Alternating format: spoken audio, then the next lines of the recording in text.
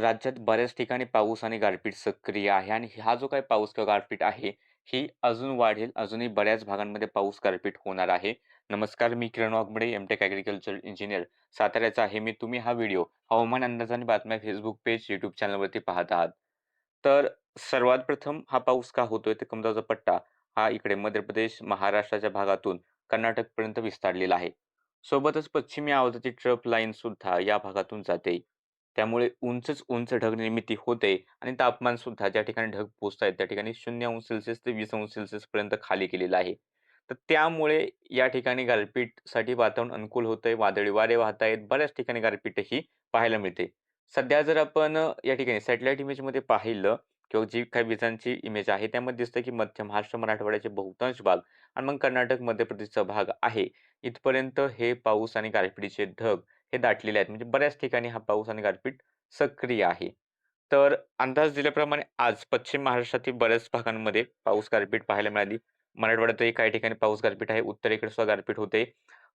कोल्हापूर शहरात दुपारीच गारपीट झालेली आहे. त्यानंतर पुणे शहरात सायंकाळी थोड्या वेळापूर्वी गारपीट सक्रिय झाली आणि आत्ताही या भागामध्ये पाऊस आहे. साताऱ्याच्याही बऱ्याचशा भागांमध्ये मग जो खटावचा भाग आहे त्या ठिकाणी जोरदार पाऊस आणि गारपीट झाल्याचं कळतंय. अहिल्यानगरमध्ये गारपीट झाली. इकडे साक्री, सटाण्याचा पाऊस भाग जो आहे त्या ठिकाणी सुद्धा पाऊस आणि गारपीट झाली. त्याबाबत आपण आपल्या WhatsApp चॅनलवरती माहिती दिली होती. कमेंटमध्ये मी WhatsApp चॅनलची लिंक देईल. तुम्ही तिथे सुद्धा नक्कीच जोडले जा, जिथे तुम्हाला अशाच पावसाचे अपडेट्स मिळत जातील. या व्यतिरिक्त सध्या पावसाचे ढग हे छत्रपती संभाजीनगरच्या आसपास सुद्धा दाटू लागले आहेत. जालन्याकडे आहेत, बीडमध्ये आहेत, धाराशिवचे थोडेसे भाग आहेत किंवा मग इकडे एक थोडासा बुलढाणा, जळगावचा सुद्धा भाग आहे. पावसाचे ढग दाटत आहेत आणि पुणे, सातारा, कोल्हापूर विशेष पावसाचे ढग आहेत. कोल्हापूरचे काही ढग इकडे बेळगावकडे सुद्धा पोहोचले. बेळगावकडे सुद्धा पाऊस, गारपीट झाली, खास करून शहराच्या आसपास आणि सिंधुदुर्गचे सुद्धा पूर्वेकडील जे काही तालुके आहेत, मग या ठिकाणी कुडाळ, कणकवली, वादळी वाऱ्यासह पाऊस किंवा एखाद्या ठिकाणी गारपीट होण्याची शक्यता आहे. वैभववाडीकडे सुद्धा हाच अंदाज आहे. त्यानंतर आजरा असेल, राधानगरी असेल, याही ठिकाणी पाऊस किंवा एखाद्या ठिकाणी गारपीटची शक्यता राहील. त्यानंतर महाबळेश्वर वाईच्या आसपास नवीन ढग निर्मिती दिसते. पुन्हा एकदा या ठिकाणी महाबळेश्वरच्या आसपास गारपीट होण्याची शक्यता राहील.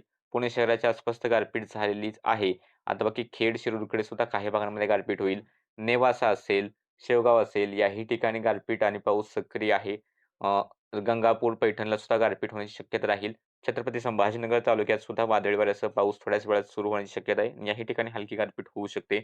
त्यानंतर मालेगाव, नांदगाव आणि चांदवडच्या आसपासच्या भागांमध्ये गारपीट देणारा एक छोटासा ढग आहे. तो सुद्धा पूर्वेकडे सरकतोय आणि याच तालुक्यांच्या आसपास तो पाऊस देणार आहे. त्यानंतर जामनेरच्या आसपास सुद्धा पावसाचे ढग आहेत.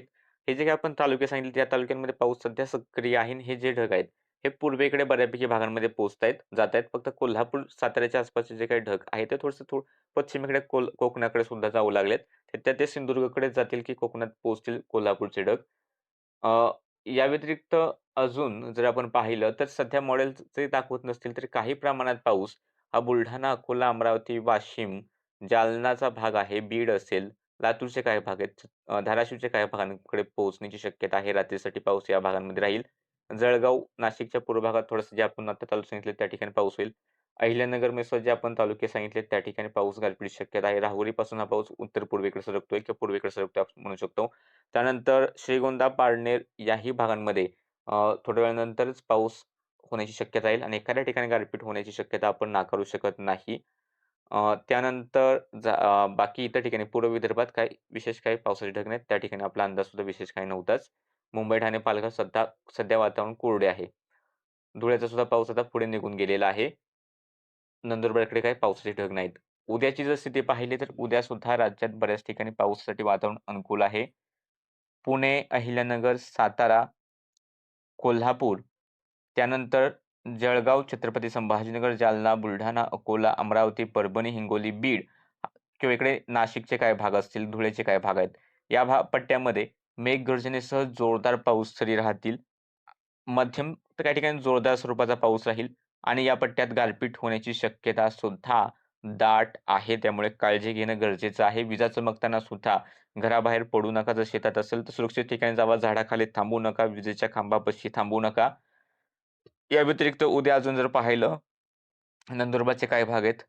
रायगड, रत्नागिरी, सिंधुदुर्ग, गोव्याचे काही भाग आहेत. या ठिकाणी किंवा रायगडच्या सुद्धा काही रत्नागिरी, सिंधुदुर्ग घाटाच्या आसपास मेघगर्जनेसह पाऊस होण्याची शक्यता राहील.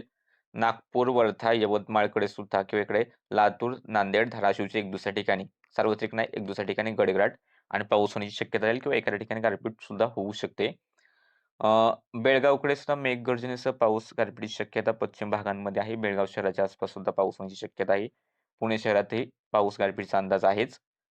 त्यानंतर या ठिकाणी बिदर, गुलबर्गा, विजापूर, बागलकोट हा जो काही भाग आहे, या ठिकाणी स्थानिक ढगनिर्मिती झाली तर याही पट्ट्यात काही ठिकाणी मेघगर्जनेसह पाऊस आणि गडगडाट किंवा एखाद्या ठिकाणी गारपीट होऊ शकते. हिरवा रंगपेक्षा केशरी रंग या ठिकाणी योग्य राहील. त्यानंतर भंडारा, गोंदिया, चंद्रपूर, गडचिरोली स्थानिक ढगनिर्मिती झाली तरच पाऊस होऊ शकतो. पालघर, ठाणे, मुंबई स्थानिक ढगनिर्मिती झाली किंवा पूर्वेकडून एखादा ढग आला तरच पाऊस होण्याची शक्यता ही राहील. हा एकंदरीत आपला अंदाज होता. हवामान विभागाचा अंदाज जर पाहिला तर त्यानुसार नाशिक पूर्व, नाशिक घाटमाता, धुळे, नंदुरबार, जळगाव, छत्रपती संभाजीनगर, जालना, बीड, अहिल्यानगर आणि पुणे पूर्व मेघगर्जनेसह वादळ वाऱ्यासह पाऊस आणि गारपीट होण्याचा या ठिकाणी ऑरेंज अलर्ट आहे. तर नागपूर, भंडारा, गोंदिया या विदर्भातील जिल्ह्यांमध्ये हवामान विभागाने गारपिटीचा येलो अलर्ट दिलेला आहे. तसेच पालघर, मुंबई, सिंधुदुर्ग, कोल्हापूर पूर्व, कोल्हापूर घाटमाता हलका पाऊस किंवा हलकी गर्जना, ठाणे, रायगड, रत्नागिरी, सातारा घाट, सातारा पूर्व, पुणे घाट, सांगली, सोलापूर, धाराशिव, लातूर, परभणी, हिंगोली, नांदेड, बुलढाणा, अकोला, वाशिम, अमरावती, यवतमाळ, वर्धा, चंद्रपूर, गडचिरोली या ठिकाणी मेघगर्जनेसह पाऊस होण्याचा येलो अलर्ट हवामान विभागाने दिलाय. आणि तिथून पुढे सुद्धा राज्यात 3 तारखेलाही पाऊस राहील.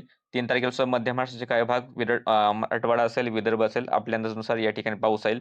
4 तारीख येता येता हे पाऊस थोडंसं पूर्वेकडे विदर्भाकडे निघून जाण्याची शक्यता आहे. 5 तारखेपर्यंत हा पाऊस बऱ्यापैकी निघून जाईल.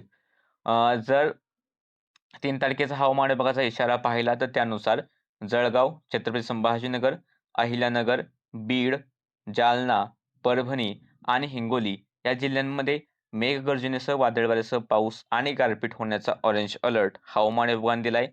तर त्याच तारखेला धुळे, नाशिक पूर्व, नाशिक घाटमाता, पुणे पूर्व, पुणे घाटमाता, सोलापूर, धाराशिव, लातूर, नांदेड, यवतमाळ, चंद्रपूर आणि गडचिरोली या जिल्ह्यांमध्ये मेघगर्जनेसह पाऊस होण्याचा येलो अलर्ट हवामान विभागाने दिलेला आहे. हे अलर्ट्स बदलतील.